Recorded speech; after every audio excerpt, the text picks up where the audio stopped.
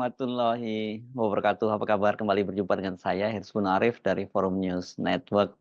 Konstelasi politik menjelang pilkada di Jakarta ini makin seru. Ini menyusul pernyataan dari Presiden PKS Ahmad Saihu bahwa partainya itu ditawari untuk menjadi calon wakil gubernur berpasangan dengan Ridwan Kamil. Ini berarti PKS ditawari untuk berkoalisi dengan partai-partai 02 karena Ridwan Kamil ini kan sudah disepakati untuk menjadi calon gubernur DKI Jakarta yang akan diusung oleh koalisi 02 walaupun di internal Partai 02, ini khususnya bahkan malah Golkar sendiri ini yang menjadi partai tempat Ridwan Kamil bernaung masih ragu-ragu untuk menyalonkan Ridwan Kamil ini apakah dia akan maju di Jakarta atau di Jawa Barat.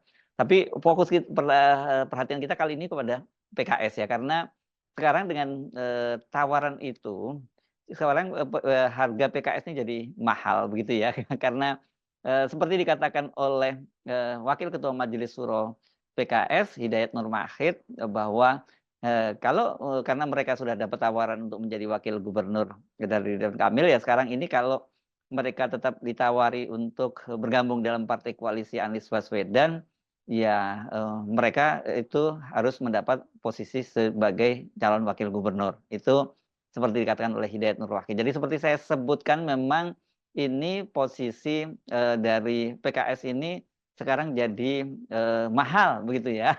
Nah, bersama dengan konsekuensi tawaran terhadap PKS ini untuk mendampingi Ridwan Kamil itu ya orang kemudian bertanya-tanya kalau begitu di mana posisi dari Kaisang? Ya kalau betul seperti disampaikan oleh Ahmad Saihu, saya kira ini betul lah ya karena orang seperti Ahmad Saihu saya kira tidak biasa bukan sebagai politisi yang bluffing gitu ya. Dia kalau dia menyatakan ditawari oleh koalisi 02 untuk menjadi calon wakil gubernurnya artinya kader PKS jadi wakil gubernurnya Ridwan Kamil ini pastikan benar begitu ya. Nah, ini pertanyaannya sekarang kalau begitu bagaimana dengan posisi Kaisang Pangarep putra Pak Jokowi? Ini saya mohon maaf, seringkali saya salah dalam menyebut nama Kaisang ini ketukar dengan Gibran ini termasuk dalam beberapa konten sebelumnya dengan ini kesalahan itu saya ralat ya. Karena memang ini ya mohon dimaklumi kalau saya sering salah menyebut antara Gibran dan Kaisang ini karena sama-sama anaknya Pak Jokowi dan kemudian ini perilakunya dan juga jalan ceritanya ketika masuk di dunia politik ini sama ya.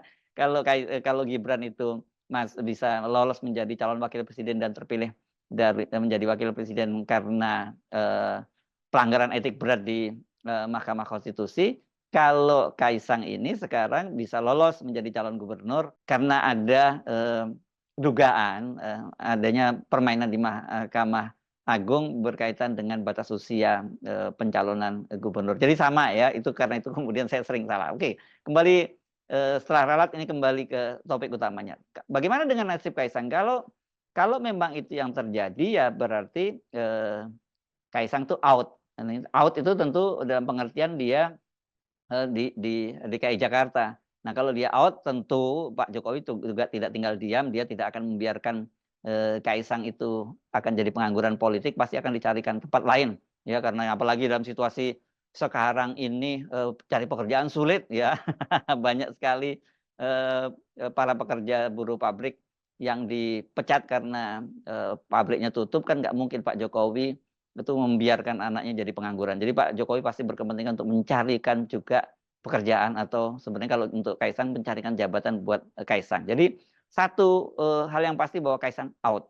Nah, kemudian yang berikutnya posisinya dari PKS bagaimana? Apakah dia akhirnya menerima tawaran dari koalisi 02 dan dengan begitu dia dipastikan dapat jatah menjadi wakil gubernur dan juga plus-plus yang lain termasuk masuk ke kabinetnya Prabowo dan paket lainnya begitu. Sementara kalau dia memutuskan misalnya bergabung dengan koalisi yang akan mengusung Anies Baswedan, saya kira ini dia masih harus berjuang ya untuk mendapatkan posisi sebagai calon wakil gubernur. Ya kenapa? Karena sementara ini kan yang sudah menyatakan akan mengusung Anies Baswedan itu walaupun ini masih level tingkat DPW kecuali PKB, itu kan PKB, Nasdem, dan PDIP.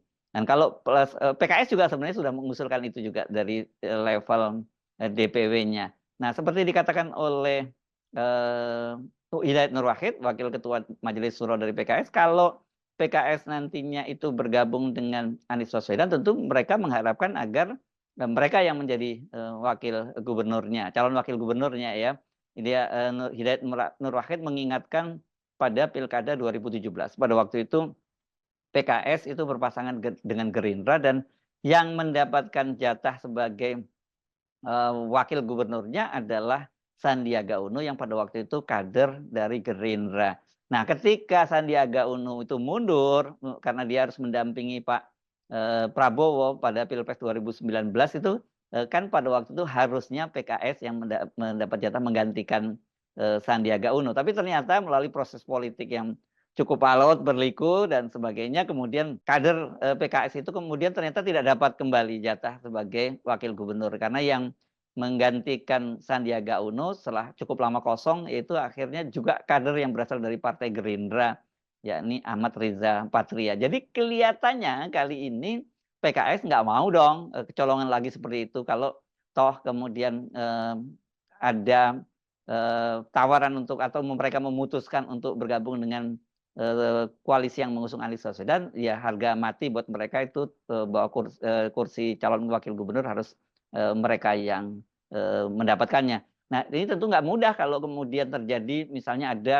koalisinya betul-betul 4 partai ya, PKB, kemudian Nasdem dan PDIP gitu plus PKS. Kalau PKB saya kira mungkin dia tidak akan terlalu ngotot lagi minta calon wakil gubernurnya. Yang pertama jelas karena ini mereka yang pertama kali mengusungkan Anies, jadi dia bisa mengklaim Anies itu representasi dari PKB begitu. Dan kedua saya kira mungkin PKB juga akan kesulitan mencari kader untuk diajukan. Tapi ke PKB saya kira nggak akan kemaruk seperti itu ya karena tadi itu ya.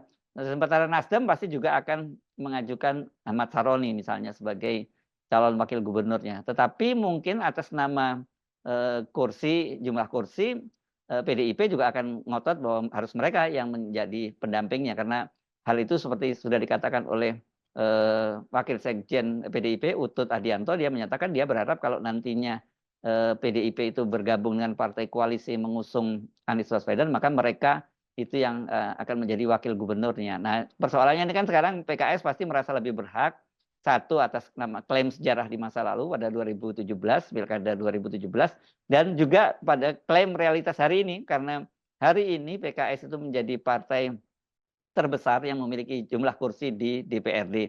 Dia PKS sekarang ini dapat 18 kursi, berarti dia jatah ketua DPRD juga sudah di tangan PKS. Sementara PDIP yang sebelumnya menguasai Jakarta kan sekarang kursinya turun 10 kursi dari 25 kursi menjadi 15 kursi. Jadi kalau adu kuat dari faktor kesejarahan dan juga faktor kemudian jumlah kursi, kelihatannya PKS akan lebih unggul dibandingkan dengan PDIP. Tetapi tentu PDIP pasti juga tidak mau menyerah begitu saja ya. Ada tawar-menawar. Nah, cuman persoalannya bagi PDIP mungkin sampai sekarang kan posisi tawarnya tidak sekuat PKS karena dia pasti belum dapat dan tidak mungkin dapat tawaran menjadi wakil gubernur dari Ridwan Kamil. Ini yang saya kira ini akan jadi menarik, tarik menarik di situ dan sangat mungkin kalau sekarang ini gambarannya hanya ada 2 kandidat, yakni RK lawan Anies, karena kalau kita hitung-hitung kan dari kursi yang ada di DPRD Jakarta itu kan hanya 9 partai juga ya yang punya kursi signifikan di sana. Oh, 10 partai, termasuk dengan PSI yang punya 8 kursi. Tapi kalau kita hitung dengan P3 dan Perindo yang masing-masing punya 1 kursi ya itu ada 12 partai. Tapi saya kira Perindo dan P3 tidak cukup signifikan.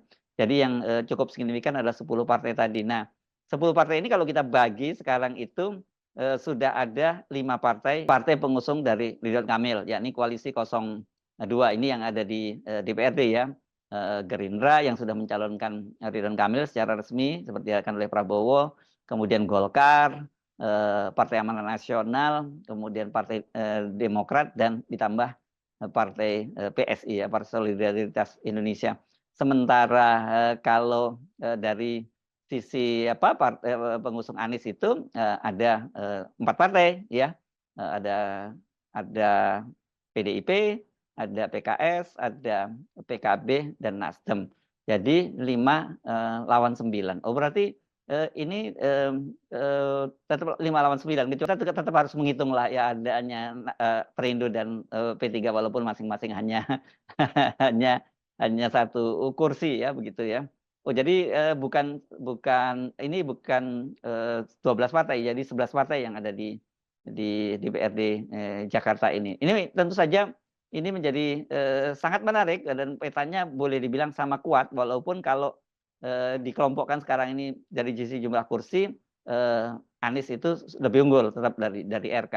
Tetapi itu tadi faktor PKS itu yang akan jadi penentu di mana dia akan berlabuh, walaupun tawaran dari kubu 02 ini cukup menggiurkan buat PKS yang bisa menggoda iman. Tapi ini ya kita bisa menduga-duga pasti internal di PKS nanti akan lebih condong ke Anies Baswedan. Tapi kita tidak tahu kalau tawarannya cukup lebih menggiurkan dan kemudian apa yang diminta oleh PKS di kubu Anies tidak dipenuhi, misalnya dia tidak mendapat jatah wakil gubernur, sangat mungkin PKS mempertimbangkan secara serius juga tawaran dari koalisi 02. Nah, ketika koalisi 02 ini akhirnya misalnya memutuskan PKS, itu kan tadi seperti saya sebut kemana Kaisang, karena berarti Kaisang out. Nah, ini tugas Pak Jokowi untuk mencarikan jabatan buat Kaisang, karena rasanya dengan perjalanan sejauh ini sampai ada proses di Mahkamah Agung yang memutuskan untuk mengubah aturan atau peraturan dari Komisi Pemilihan Umum tentang batas usia, rasanya tidak mungkin kalau kemudian itu tidak dicari tempat dan menjabat jabatan yang presisius. Mungkin kalau kita lihat ya kepala-kepala daerah di mana lagi yang dia bisa bersaing. Tidak mungkin dia misalnya masuk di Jawa Tengah atau Jawa Timur, karena Jawa Timur sudah ada di sana ada Khofifah gitu yang didukung oleh Khofifah dengan Emil Dardak yang sudah diusung oleh koalisi dari 02 juga. Kemudian di Jawa Barat ini jelas ini jadi rebutan antara Gerindra dengan Golkar, karena itu Golkar masih mikir-mikir apakah akan menempatkan Ridwan Kamil di Jakarta atau di mana di Jawa Barat begitu. Sementara di Jawa Tengah ini kan juga sudah ada orangnya Pak Jokowi, yakni mantan Kapolda, jadi Irjen Pol Ahmad Lutfi yang akan dicalonkan. Ini kabarnya santer seperti itu. Apakah kemudian Kaisang dititipkan di sana? Ini yang bisa saja seperti itu. Jadi kalau kenapa? Karena bagaimanapun juga ini kalau seperti permainan catur, kalau toh kemudian Pak Jokowi itu menerima pencalonan Ridwan Kamil berpasangan dengan kader dari PKS, ini kan salah satu strategi sebenarnya untuk mematikan Anies Baswedan, karena bagaimanapun juga ini Anies Baswedan itu walaupun katakanlah dia bisa dapat tiket nanti diusung oleh Nasdem, PKB, dan kemudian PDIP, kalau tanpa dukungan dari PKS rasanya ya Anies mungkin tidak akan cukup percaya diri, karena bagaimanapun juga PKS itu para pendukungnya cukup solid. Jadi Anies pasti juga akan berusaha sekuat tenaga agar dia tetap didukung oleh PKS. Sebaliknya PKS juga kalau kemudian tidak mendukung Anies dan kemudian menyeberang ke koalisi 02 menjadi pasangan dari Ridwan Kamil, ini dampak jangka panjangnya buat elektabilitas dari partai dan kredibilitas partai juga itu jadi pertaruhan. Jadi ini masih sangat cair, dan keputusan PKS apakah dia tetap bersama dengan Anies Baswedan atau akhirnya dia menerima tawaran untuk berpasangan dengan Ridwan Kamil ini menjadi penentu Gibran out atau tidak dari Jakarta, ya. Karena bisa saja terjadi situasinya bahkan tidak terjadi dua-duanya, karena ternyata mungkin Ridwan Kamil tidak cukup pede untuk maju di Jakarta, jadi dia bersama Golkar memutuskan untuk maju di Jawa Barat. Nah, itu kalau itu yang terjadi, ini saya kira Kaisang bisa berperan di situ. Tapi dia berpasangan dengan siapa? Apakah dia yang diusung oleh menjadi gubernur dan kemudian wakilnya seperti diusulkan oleh Ketua Umum Partai Amanat Nasional Zulkifli Hasan berpasangan dengan putrinya Zita Anjani? Ini yang saya kira masih sangat cair. Tapi di sini ini kartu jokernya itu adalah Partai, Keadilan Sejahtera atau PKS. Jadi, dalam beberapa hari ke depan sampai penetapan, nanti pada bulan Agustus, itu akan sangat menarik dan, kita sudah bisa dapat gambaran itu saya kira pada, akhir bulan Juli nanti, kita sudah dapat gambaran karena partai-partai sudah akan memutuskan mereka mendukung siapa dan berkoalisi dengan siapa. Saya Sebenarif dari Forum News Network, sampai jumpa lagi. Wassalamualaikum warahmatullahi wabarakatuh.